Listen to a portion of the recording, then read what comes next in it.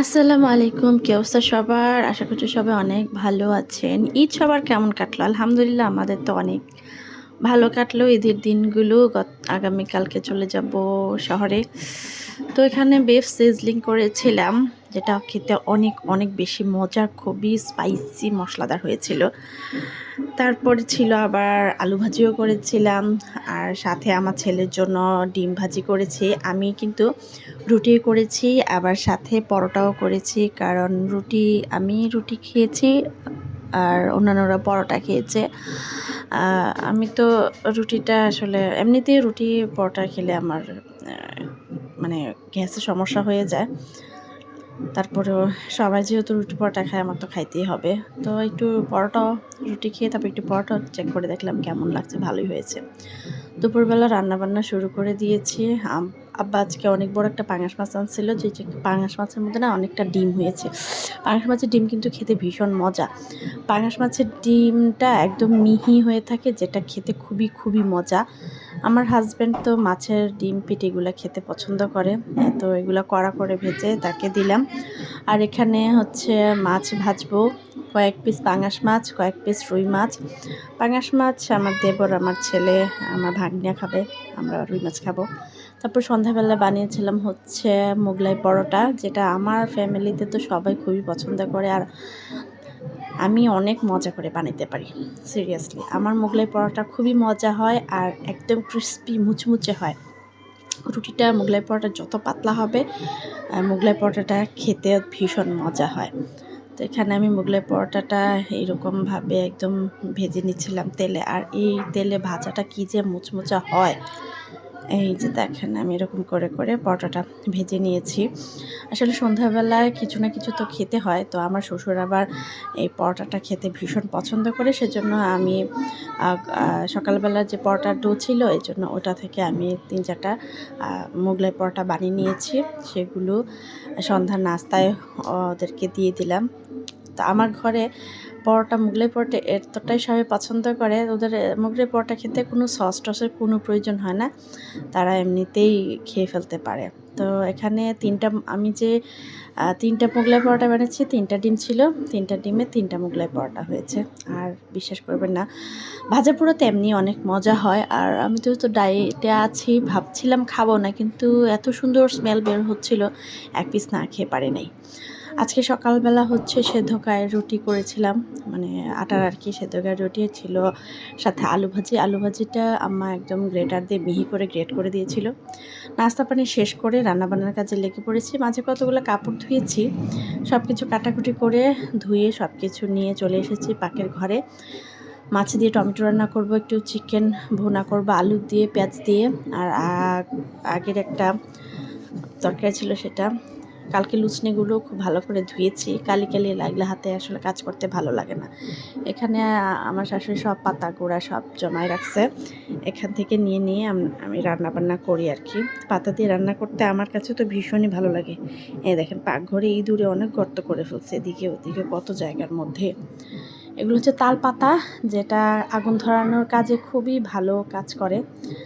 কতগুলো তাল পাতা নামাই নিয়েছি, এখন পাতা কোড়াগুলো একটু নামাই নিব। চুলা থেকে একটু দূরে হয়ে গেছে, এগুলা সবগুলো নামাই নিব। আমাদের বাড়ির পাশে 5 দিন ব্যাপী পূজা, তো এই প্রত্যেক ভিডিওতে দেখবেন পূজার ঢোল বাজনার আওয়াজ আসতে থাকবে। পূজার বাড়ি হচ্ছে একদম আমাদের বাড়ির সাথে, মানে মাঝে হচ্ছে রাস্তার ওপারে হচ্ছে হিন্দু বাড়ি আর কি। আমার শাশুড়ি সে ঐতিহ্যবাহী ঢেকি, এগুলো হচ্ছে মিষ্টির খোলা। হ্যাঁ, এগুলো আমরা রাখি রান্নার পরে এই পাতিল এখানে রাখি, যাতে পাকঘর কালি না হয়।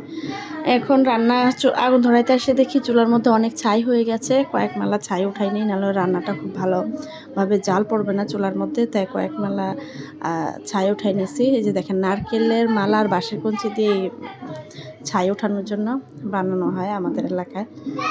এই যে দেখেন হচ্ছে, দেখছেন তালপাতার মধ্যে খুব সুন্দর করে কিন্তু আগুন ধরে যায়। দেখছেন কত সুন্দরভাবে আগুন ধরছে তালপাতার মধ্যে।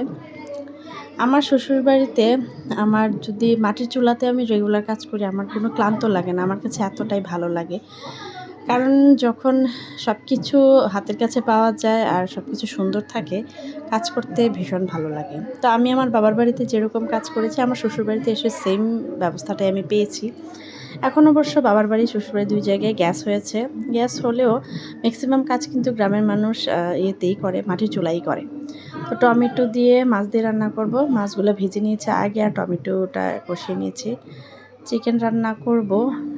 এই যে হচ্ছে, আর এটা হচ্ছে শিম তরকারি আম্মা ফ্রিজে আগে রেখে দিয়েছিল। রোজার মধ্যে রান্না করছিল নাকি, তো খাওয়া হয় নাই, ডিপে রেখে দিছে। এখন এটা গরম করব। আর বাকি রান্না বান্না চিকেনটা রান্না করব, আর এদিকে শিম তরকারিটা গরম দিয়ে দিয়েছি কড়াইয়ের মধ্যে।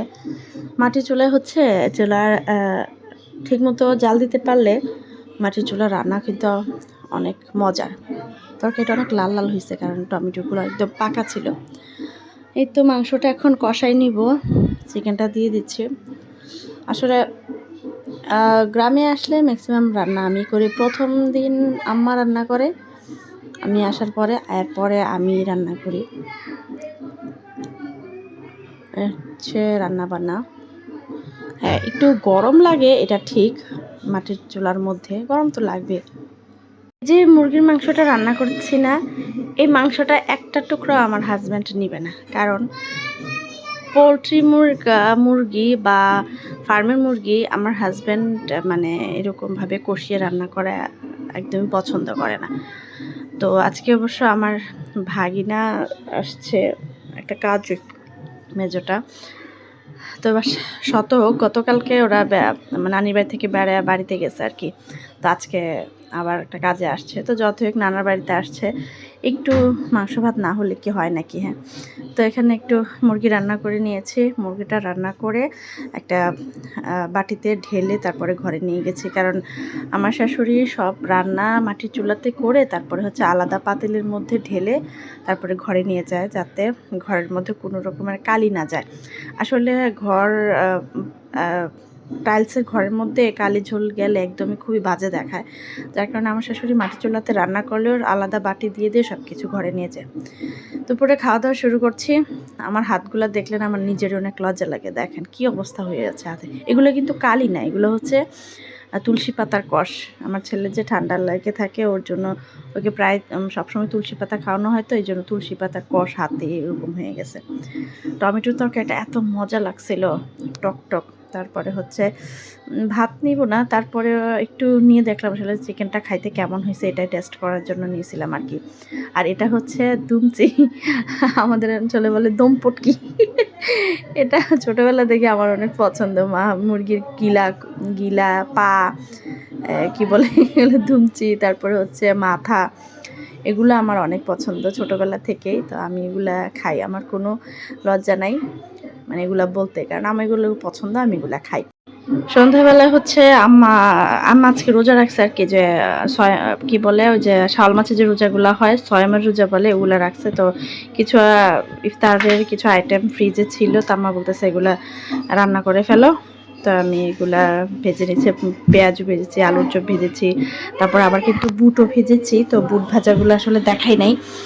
এই তো 7-8 দিন পরে আবার ভাবছি, খেতে এত মজা লাগছে আমার, কেন জানি না। রোজার সময় কিন্তু এত ভালো লাগে না। আজ এ পর্যন্তই, আল্লাহ হাফেজ।